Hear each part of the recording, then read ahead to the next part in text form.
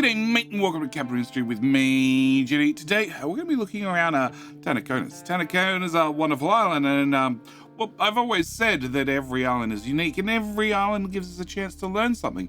And today is no different.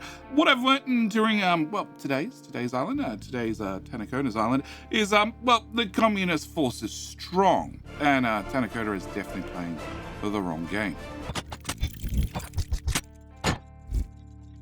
So as always, we should always start with working out which particular island we're on. And in case it wasn't obvious, this happens to be the Golden Peak. We can definitely confirm that with turning on the overlays, and we can see that the island is mostly untouched.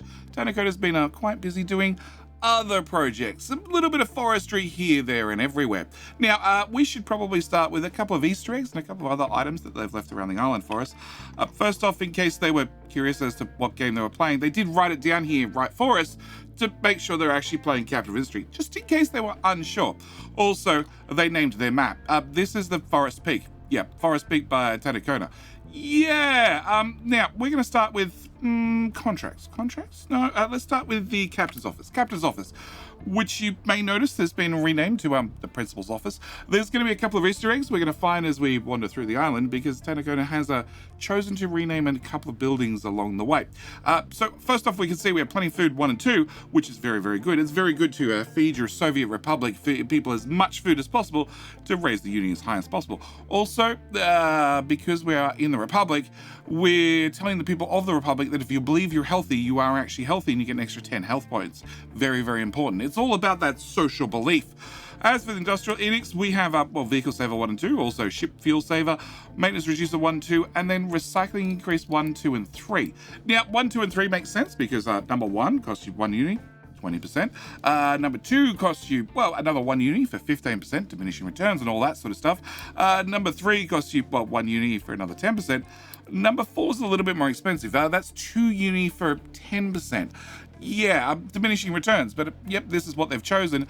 And as for contracts-wise, because we are on a 100% sustainable island, we're going to have some fairly standard contracts. So we have coal for quartz, also vehicle parts for iron ore, sulfur for sludge, which is unique. Not everybody does that one, but Tanakona's decided to do that. Vehicle parts for, construction parts for limestone, because you don't have any other choice. We do have more vehicle parts for crude oil. We're going to find that the vehicle parts for iron is very iron heavy, along with vehicle parts for crude oil is also very iron heavy. So we expect a significant amount of iron usage on this island. We also have, of course, slag for sour water, because you need to get rid of the slag somewhere or another if you're going to go 100% sustainable, because that means, no trucks, no filling, no digging. All the trucks need to be, not doing any mining. Let's go with not doing any mining. Also, we have diesel for gold, which simplifies the gold portion of any of the contracts.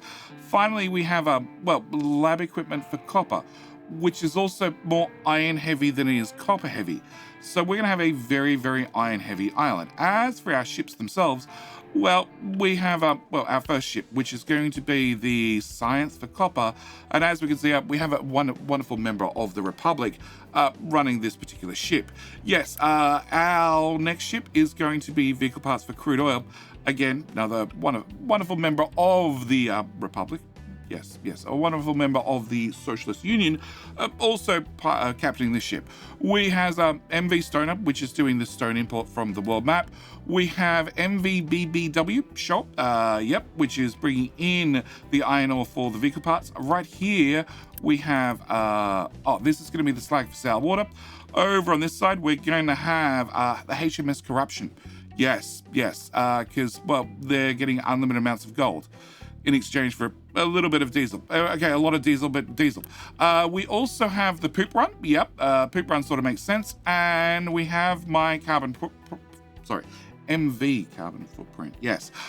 Which is, shipping out the construction parts for limestone. We also have the coal module right here, which I have no idea what that ship's called. And also, the sour water, which we have no idea what that ship's called. So, I think we should start with, we're going to rocket over there. We'll get to the rocket eventually. I think we're going to start here on the town site. So the town, as you might notice, is relatively small. We're under 3,000 total population to keep the whole island running. And he's kept things very, very simple. So we have, well, actually, let's start this side. So we have trash export. We have, well, IKEA, which has unlimited, well, glass rocking chairs. Yep. Also, we have the vet clinic, because he only provides the medical supplies, number one. Because, well, we're in the Republic. If you believe you're healthy, you're going to stay healthy. Over here we have, well, the wastewater treatment plant, also the transformer, and we have 2 water facilities. I'm not sure why there's 2 of them, but there's definitely 2 of them. Yeah, I can't work that out. Also, I can't work out why there's... Oh, okay, no, the pipe doesn't go underground. There's a lot of underground pipes. Yeah. We also have the recyclables, collectible, and also biomass. So let's start with biomass. Biomass gets turned into, well, compost. Compost travels along this little belt, goes in, gets processed into, well, compost, add to water, gives you fertilizer. Fertilizer heads into this balancer. One goes this way. This way is, well, an important pipe that goes all the way over there. We'll get to that pipe in a little bit. As for this pipe, it pops out here where he promptly dubs fertilizer straight into the sea. Yep. Algae bloom is pretty. It is pretty. It is pretty. Yeah. We also have a second liquid dump. This one's doing water. So somehow on the island he's water positive and he's just dumping that water in the sea. We have MV Cheetah is the coal for quartz, and we have MV Lemonade. Yeah, do not drink that lemonade. Do not drink that lemonade. All right. So over on the right-hand side of our production, so we have right and left. Right is mainly things that require pipes. So, yes, we have, well, a whole bunch of sludge to fuel gas. So it's going to be sludge from both the town, also from the imports. And, of course, that's going to all get turned into compost and fuel gas, which the compost, fertilizer, buy rocket. Yep, buy rocket. Okay. We also have sour water being processed, which is going to be turned straight into fertilizer 1. With his making extra ammonia, I'm guessing there's not quite enough fertilizer 1 on the island to keep things running, probably because there's not a lot of slag being made on the island, because it's very, very streamlined in the Republic ways. Yes, so we have a little bit of extra ammonia here, also oxygen generation, and that's being turned into fertilizer 1 and then into fertilizer 2. Fertilizer 2 goes off and, well, it runs into all the farms. We'll talk about the farms when we get to the farms. We obviously have diesel right here. We also have steam for hydrogen. So we have crude oil being processed here. Nice distillation stage 1, 2, 3. Then we have a naphtha processor, a second naphtha processor with a heavy oil. Again, he's choosing to go just to diesel. He's only worried about the diesel. Any fuel gas that's over and above what he actually needs gets turned to hydrogen. And of course, well, any extra fuel gas gets mixed with some oxygen for more diesel. It's mainly a diesel-centric build. All right, on to our next step. We have sugar being turned to ethanol. Obviously, sugar being processed into sugar cane into sugar to start with. Yep. And then, of course, ethanol gets turned to plastic because he does need a source of plastic. Does that pipe go anywhere else? It does. Oh, yes, it does. It goes over to medical. We also have, well, exhaust scrubbing right here. Also, sulfuric acid, which is being made with, well, the byproduct of sulfur. Yeah, the byproduct of sulfur from exhaust scrubbing. It's an interesting way of doing it. I guess he doesn't need that much acid on the island. Therefore, he can, well, actually, it doesn't need that much sulfur to start with, let's be honest. So, yes, we have exhaust scrubbing right here, which then dumps all its CO2 into 3 machines to make the graphite with a backup plan. So he has the last machine, the very last machine in the row, also is doing the, well, the recipe from coal, which means that, you know, if he's short for some reason, there's definitely some extra supply. On top of that, this balance, if I can click on it, has a out. That one. Underground pipe, which pops over to, yes, this works forever, and sinkhole incoming, where he disposes of, is it this one? It's the gas injection pump. These guys. The gas injection pump, which, well, dumps all the CO2 into the ground where you never have to deal with it. Also, if we look at one of these, we can see this is definitely a man-made, well, limestone deposit. Yeah. You just need to have at least 6 tiles worth deep. We have 1, 2, 3, 4, 5, 6 tiles. 6 tiles worth of limestone just dumped right there into a hole, and then we can dump some of these in there. So this is the first half of the oil build. Actually, no, we'll throw in the incinerator plant, dealing with all the trash. So on the left-hand side, we have, first off, servers. So we have both Amazon and YouTube, both being cooled by a couple of water chillers.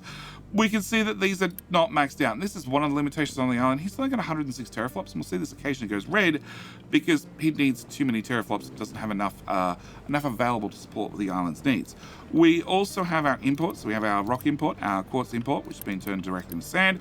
We have copper ore, also iron ore, and now limestone. Now, obviously, quartz gets double crushed into sand, copper gets crushed into copper crushed, also iron into iron ore crushed. Yep, not too complicated, but one of the limiting factors is his waste sorting plant. So we have this belt, which goes off to maintenance, this belt, which comes from the town, and he is not compressing his waste, which is unique out of the last couple of islands I've seen, and this outputs on a one tiny little belt. That is then sorted. The iron scrap pops out first, the copper scrap next, the gold scrap, yes, he's still going to produce gold recyclables even though he doesn't have gold ore on the map because he is importing gold and then using it on site. He is going to have some gold being processed, probably not a lot, actually, maybe none.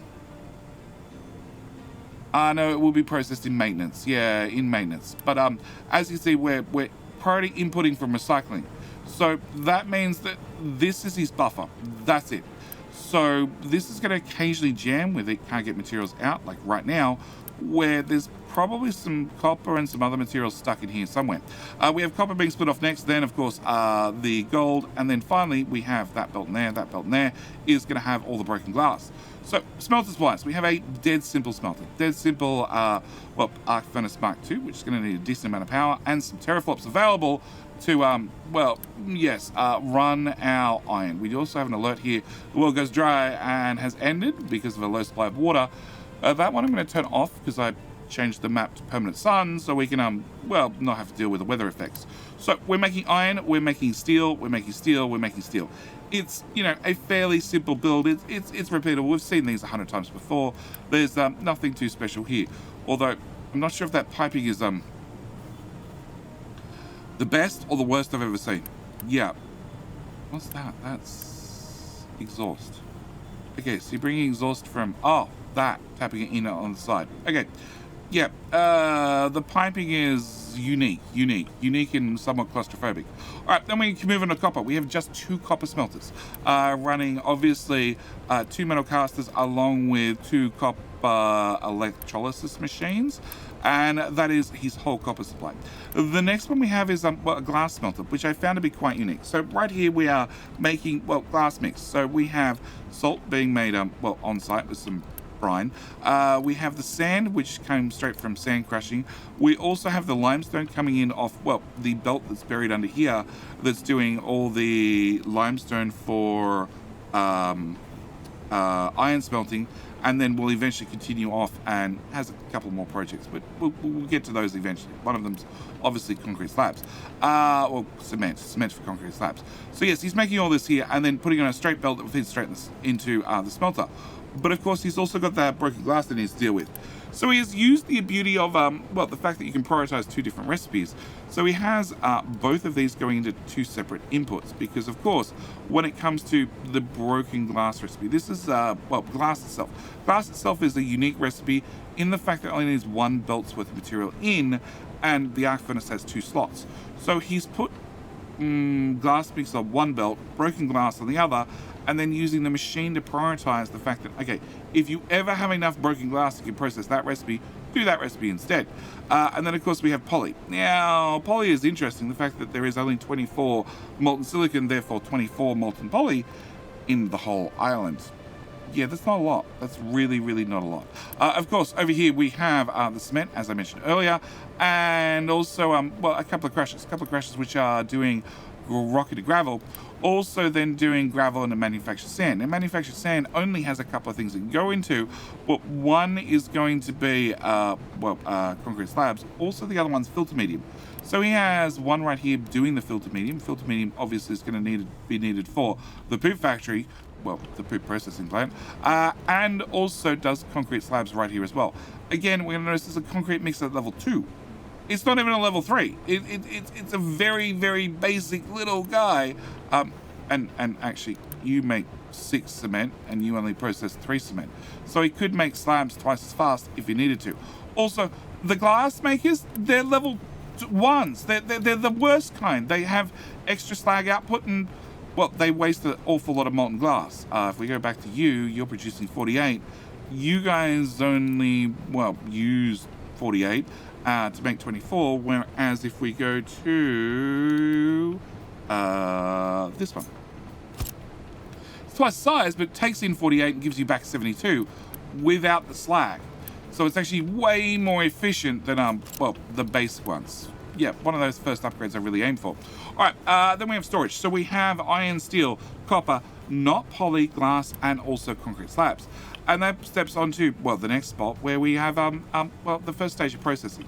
So first stage of processing is plastic and steel in a medical equipment. Also ethanol, again, and our plastic in a disinfectant, which is going to give us the wonderful medical supplies one for, well, the vet farmery. Yeah, the vet clinic, sorry. Also, we have mechanical parts. We have 2 machines making mechanical parts, which are going to shove mechanical parts to storage. And we also have glass rocking chairs right here with our glass and steel and our wood, which is, well, also going off to IKEA.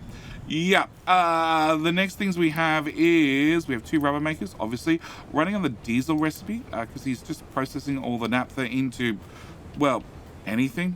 Probably diesel, actually. It'd be being processed in diesel. And then we find, one of the very few robotic assembler Mark IIs. Yes, this guy is crunching through a lot of the rubber, like a large portion of the rubber that we're making, and turning that into electronics number 1, which has its own storage box. And then right beside that, we have one machine making PCBs, and then the only machine on the island making electronics 2. So he's going to be limited island-wide to 96 electronics 1, of which 12 of those are being distributed into electronics 2. And then he's limited to just 12 electronics 2. Also at the far end, we have the other use for poly, which is going to be turned into silicon wafers. And then we have a system that normally you see at the very start. When you first get to the ability to start making microchips, you normally set up, well, either one microchip machine, which needs to have the same process loop 12 times before it finally outputs the all-important microchip, or you're going to have 3 machines in a row, which are going to do all the recipe A, all the recipe B, and then all the recipe C, with a flat sorter at the end, which is going to pull the microchips out separately and then loop all the other materials around, which is exactly what he's done. So we can see we have, you have 2 more brand new wafers ready to go. You have, next machine. You have one of the 2A and one of the 1A ready to go. And you have, well, a microchip you're outputting right now, plus a 3B, plus a 1B is the next process. So these are going to cycle around and around and around. And as long as you're prioritized from the highest output product at the top and the lowest at the bottom, you should be fine. And you can just run 3 machines to, well, back to back to back, to also make your microchips. It also makes feeding the whole system a whole lot easier. Of course, this is going to be gold from our import, which has had to pick up, well, any gold that we happen to make from our gold furnace processing the scrap that we have on the island, which is probably not going to be all that much. All right, so that sort of brings us to this point, where we need to make maintenance. So, because this is a very small island, a very well optimized as part of the Republic. The Republic is all about optimizations and saving labor where they can, with grueling hours and overworking the population. Yes, we have 2 maintenance depots. This provides 480 apiece, but as we can see, even the island was maxed out. Everything was running at peak efficiency. It only needs 671.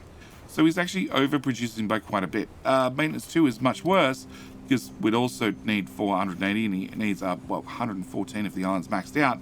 And maintenance 3, it's a little bit better, 180, but he only needs 27. So maintenance 3 and maintenance 2 need to drop a certain amount before there's enough room in this buffer that can even process once to then refill the buffer. Yeah. As for electronics 3, we have one machine here. One machine, one little robotic assembler 2 that is making all our electronics. Sort of surprised that this is a number 2 machine, not a number 1 machine. Oh, technically you output 16. 16 every, not 1 minute, but 3 minutes. So that'd be 4. And you would process 3 if it was a machine 1. Yeah, I can understand where it's why it's a level 2 machine now. All right. Also, we're making lab equipment into lab equipment 2. Of course, lab equipment 2 gets shipped straight out for copper, and that's also going to need paper. So we have wood plus limestone plus steam high. Steam high, funnily enough, comes from keep going backward. It doesn't come from the boiler. Where does it come from? In that pipe, which comes from another boiler burning wood chips. Yep, wood chips into steam to then run the other one all the way over here to make paper to make, yep. Okay, and then finally we have obviously construction part 1, construction part 2 into making our export for our limestone. And then we have, vehicle parts 1 into vehicle parts 2 to do our 2 exports, one for crude oil, and the second one is going to be this one here, which is going to be for iron. So this side of the island is pretty compact. And we have one little balancer here, which is going to prioritize our maintenance 3 first. Anything excess goes over to, the Kim's Toy Factory. I don't know why, Kim's Toy Factory produces such phallic-like objects that are quite long and quite skinny and bulbous at the top. But when they are produced, providing he has enough teraflops, they wander out to the launch pad. Yep, the Kerbal Space Center, and they're probably fired off to space. Now, one thing I haven't really covered too well so far is the sheer amount of underground pipes. There are underground pipes everywhere through here. In fact, we can see that this little patch here is a little bit darker green because it's been filled in with compost. If I randomly click through it, there's a brine pipe, there's a seawater pipe, there's a steam low pipe, there's an exhaust pipe, there's a steam high pipe, there's a water pipe, there's a diesel pipe. Yep. And if you turn on the T button, we can see, we have a connector here, which is going to fuel gas. Oh, that's for the statues maintenance. The stop complaining statue. Yep. Also this wrench is heavy statue. Yep, I agree. That wrench would get real heavy over time. Yep. So we can see there is a number of underground pipes through here. There's the crude oil pipe. There is a unknown pipe that just stops here. So again, if I turn on this overlay, we can see there's another pipe that goes to, what was a dump at one stage, I would assume. Yeah. Just lots of underground pipes going to all sorts of places. It's easy to do somewhat to start with, but then again, there are some cursed pipes underground that, that's the exhaust pipe that goes down and then back up, which automatically means there's 3 pipes running. I didn't even know that one existed. 3 pipes, 2 pipes running parallel over the top of it, which means that you can't really unbury this pipe because those that are running over the top are going to collapse because their supports disappear when you bury them, which means burying pipes becomes a whole lot more dangerous. All right, back to this side. So we have a couple more exhaust scrubbers, and we have the main way he gets power. It comes from Forestry Power. Yeah, it is a belt of wood, a very, very long belt of wood. We'll cover the wood belt in just a minute. That is, shredding everything, turning everything to wood chips to then run into a couple of boilers to then produce the island's power. He has a total limit of 90 megawatts worth of power. That's it. That's all he can totally produce. Because that's 30, that's 60, that's 90. That's it. There is no extra power. There's no spare power. There's no overflow systems. No coal system that backs up and boots up when required. Because if you take your wood and you turn to wood chips, this is the most efficient way to make power from wood chips. He does also need coal, and that is the main contract that is missing. That we're turning a whole lot of wood into a whole lot of coal. It's an interesting setup. It also means if we go back to, no, not that one, we can see that he doesn't have a coal import contract. Normally, everybody has to pick either the cement for coal or the household goods for coal. You have to pick one of those two. Normally, unless you go with a lot of forestry. An awful lot of forestry. We'll talk about the forestry in just a second, but this is interesting. Very, very interesting. And Kim's got a new toy to play with, which is going to slowly roll out to the end. Yep. And it'll start processing the next one. I do also want to mention that because he's a little bit short on teraflops, if we actually click on this, we can see what's using teraflops. So we have 8 robotic assemblers, 1 assembly depot, also a rocket assembly depot. Hang on. Rocket assembly depot and rocket assembly depot. Rocket assembly depot and just assembly. Okay. Plus the arc furnaces, plus the microchip machines, plus a couple of assemblers, plus the vehicle depot. I don't know why the vehicle depot's in here. It doesn't actually use any teraflops. Yeah. Yeah. Ladder. Volts. Yeah, okay. All right. I can't pronounce names, so we all know that. Also the silica crystallizer. But we will notice that this is set to priority level 14. So if he has an issue with computing power, these are all priority 2. You're a priority 10. That's probably a little bit low for my liking. You're a priority 3. So he's gone through the priorities and set them up in a way that makes sure that if he runs out of computing, this is the building that shuts down. Which is probably definitely fine because, well, it doesn't get fed microchips all the time. It's currently processing, but there's a long time where it's idle, where it doesn't actually have any feed in. So if it misses a couple of days in the month because it's got a lack of computing, really doesn't matter. As for food, food is its own interesting story. So here in the Great Republic Island of Forest Peak, I really hope you like potatoes. Or veggies, or potatoes, or potatoes, or veggies.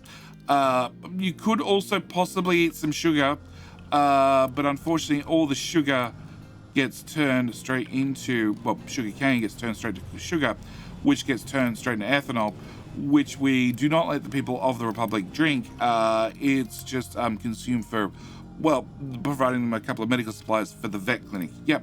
And over this side, we have a couple more farms that do give us some variety. We have a little bit of corn. Down here. But it means food-wise, we have, 3,200 potatoes, 1,600 corn, also 4,000 vegetables. Yep. They eat nothing but corn and veggies. Potatoes. Corn, veggies, potatoes. That's it. They are their food options. Yeah, does mean that he is giving them 2 categories, so technically gets that little +8 from health, but nothing for the protein, nothing for the treats department. They'll be fine forever, right? Which then leads us into, wood. Wood, we have 1 belt. 1 belt, 1 450 belt, which has a significant amount of wood on it. It comes from the forestry areas. And there's a number of forestry areas. But being that this is the Republic, being that, money's tight, times are hard, money's tight, all that sort of stuff. We have, where are you going? Where do you go to? You're on the next fuel station. We have a number of blue pickups. A number of blue pickups which are doing the fuel runs. In fact, if we actually look this up, we have 6 blue trucks doing all the fuel runs. We also have 8 small tree harvesters, 1 large tree harvester, and 18, and also 18 trucks. So if I find a tree harvester, we're going to see that they're assigned to 1 truck. So every single basic tree harvester gets 1 yellow truck. And the only, non-basic version, the only large tree harvester we have in the island is, inspiration to the people.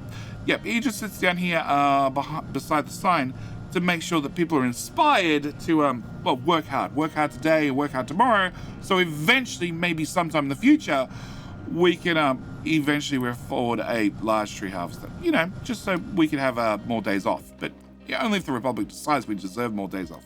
As for our forestry control towers, they obviously have a couple of tree harvesters, also a tree planter assigned. Tree planter picks up tree saplings locally and dumps all the wood into the Great Wood Box, which then joins the Great Wood Belt and heads out of the island. There's another fuel truck. So if we work our way backward, we'll see we have another forestry area with another lot of tree saplings, also another box of wood that is trying to export as fast as it can.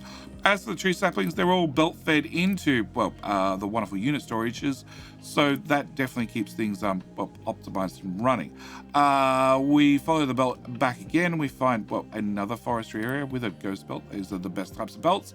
And where's your tower? Your tower, I believe, is here. So we have a forestry tower doing this section and a forestry tower doing this section in the middle. We also have goat belts,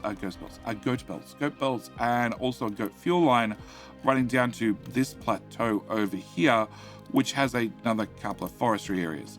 Yep, I'm not even sure how. Oh no, the vehicles came in here. They do have a path in. I was thinking maybe he blocked them out here for good, so that way, you know, the Republic could be strong and they could just work forever because they had no way of getting home. We also, and yes, have the wonderful flat conveyor full of tree saplings. I have never mass put tree saplings on a belt, ever.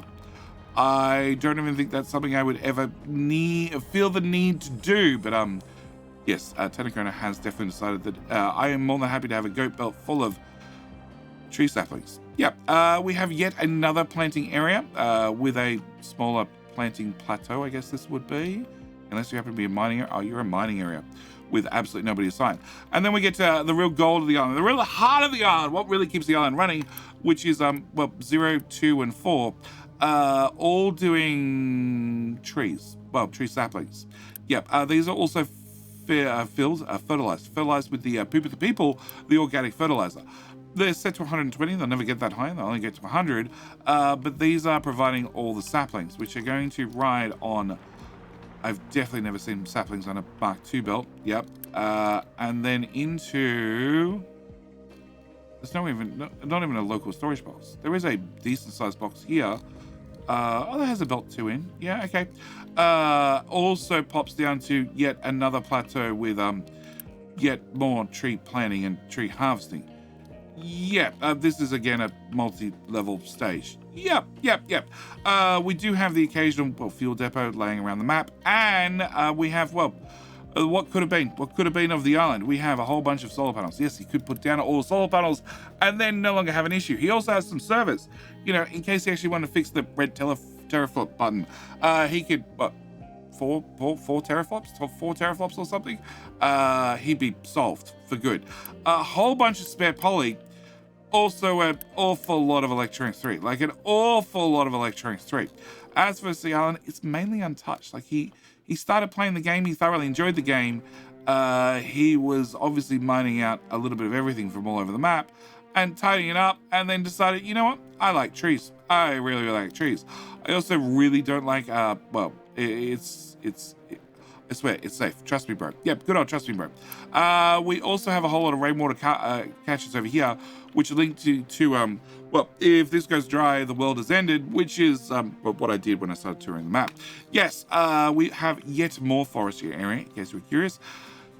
Also, many underground pipes, like an awful lot of them. An awful lot of them. So many of them, in fact, that they come to an access point. We're going to call this an access point. Access point on top of what was coal. I guess it still is coal. Yeah.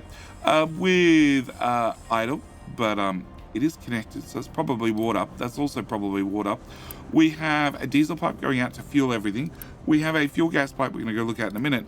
We also have a not connected with fertilizer. So that's fertilizer the trees, and a couple of spare pipes. I'm guessing they were laid previously and have been since superseded, but they've left them underground just in case. As for the fuel gas, that comes to, another Easter egg, another wonderful Easter egg over here.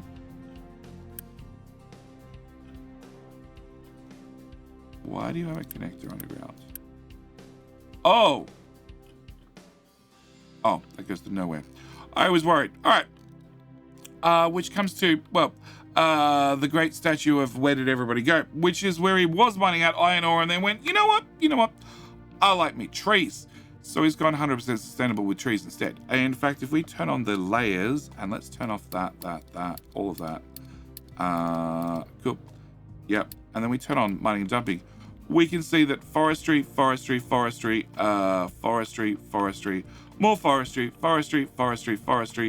and forestry. Yep. It's a very tree-heavy island. Yes. We also have, as I said, the name of the game, in case you were curious, because this is not Workers and Resources Soviet Republic. This is Capital Industry. We also have, well, the old storage. The old storage with, well, more glass, more slabs, more construction parts 1 and 2 and 3, and even some 4s thrown in the mix. A whole lot of electronics 2, stacks and stacks of gold, vehicle parts 1 and 3, yep. Steel, mechanical parts, a whole bunch of copper, a little bit of iron, a whole stack of rubber, a whole bunch of compost, and, well, entropy here. A full level 2 nuclear reactor, because we look at the tech tree. He did finish the tech tree. The only thing he did never got around to was doing, well, the fast breeding reactor, because he somehow didn't make 60 MOX fuel. Well, MOX waste, spent MOX, yes. He did. He's got 35 in there. So he got halfway there and then decided, you know what? I don't need a nuclear reactor anymore. We're going to go for the all-powerful wood power. Fed from one of those. God, that feels dangerous. That feels super dangerous. Like, it should be fine, but that feels dangerous. We also have leftover uranium. It's probably okay. It's probably not radioactive anymore. And we have the retired workforce. Yep, the wonderful retired workforce here at the front, which are doing a whole lot of nothing. Because, again, with 100% sustainable island, that means no digging, no dumping, and, well, just sitting back and enjoying life. We also have Maiden of the Madhouse, the wonderful, well, Shippy, and the good old shipyard, which is, it's never really empty. It's never really empty. Like unless you want to go through and delete everything, it's only empty for the next 5 minutes. Yep, as soon as you do a new construction project, it's going to be unempty again. We have a trading dock, which is not named, unfortunately, and I think this brings us to the end of the island tour. It is a truly unique island. Truly unique island, the fact that he's using wood to make all the power for the island.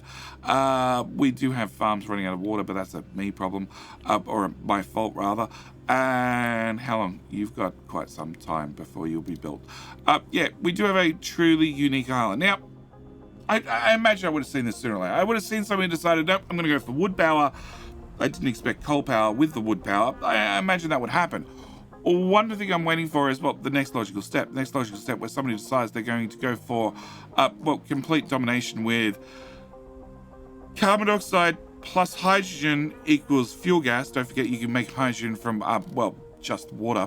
Yes. Where were we? We want to go to one of you.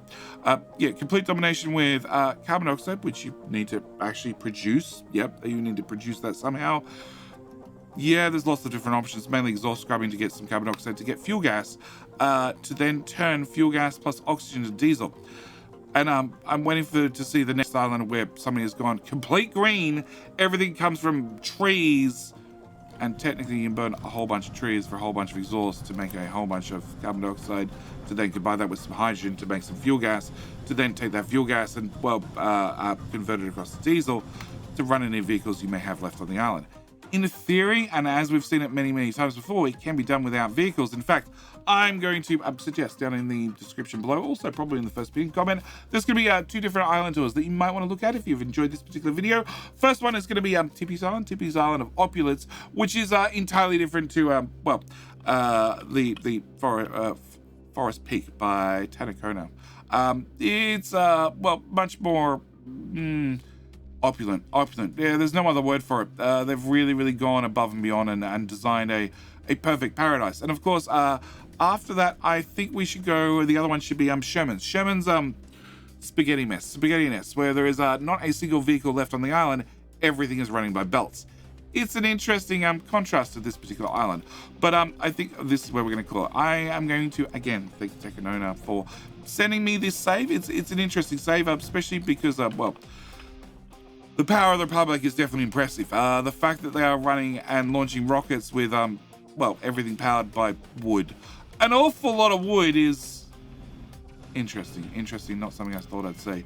As for rocket launches, he did say it's one launch every 27 months or so. So it's not great, but, well, it's rocket launches with a sustainable island powered by wood.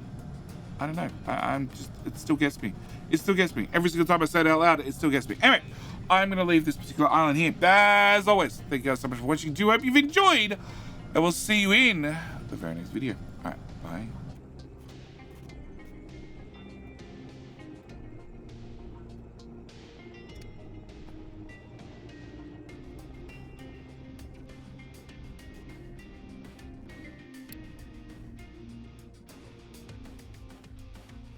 Five, four, three, two, one.